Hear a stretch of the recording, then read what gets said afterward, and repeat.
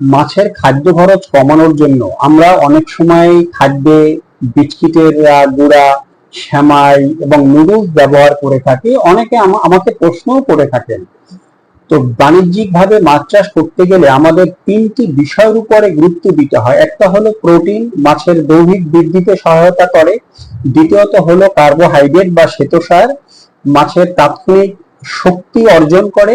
এবং মাছের বিপাকীয় কার্যক্রম ঠিক রাখার জন্য, খাদ্য হজম হওয়ার জন্য খাদ্যে উপস্থিত থাকতে হয় যথেষ্ট পরিমাণে ফাইবার বা আঁশ।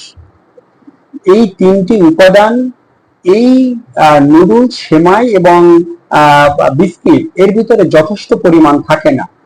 এখানে আঁশ বা ফাইবারের পরিমাণ 1 থেকে 3% ভিতরে থাকে।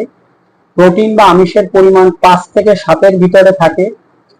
কার্বোহাইড্রেট পর্যাপ্ত পরিমাণ থাকে, কিন্তু প্রোটিন এবং আঁশ কম থাকার কারণে মাছের খাদ্য ঠিকভাবে হজম হয় না, খাদ্য ডাইজেস্ট হয় না, মাছের পেট বড় হয়ে যায়, মাছের অনেক সময় ডায়রিয়ার সমস্যা হয় এবং মাছ দেখবে সুতোর মতো করে সে মলত্যাগ করে, কারণ তার খাদ্যটা হজম হয় না।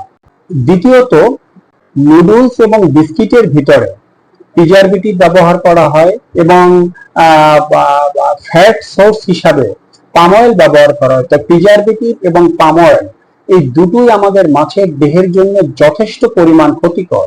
তো আমাদের মাছের বৃদ্ধির জন্য যথেষ্ট পরিমাণে প্রোটিন এই তিনটি উপাদানে থাকে না, এখানে পর্যাপ্ত পরিমাণে আঁশ থাকে না, যার কারণে খাদ্য ডাইজেস্ট হয় না, মাছের দৈহিক বৃদ্ধি হয় না, মাছের পেট বড় হয়ে যায়।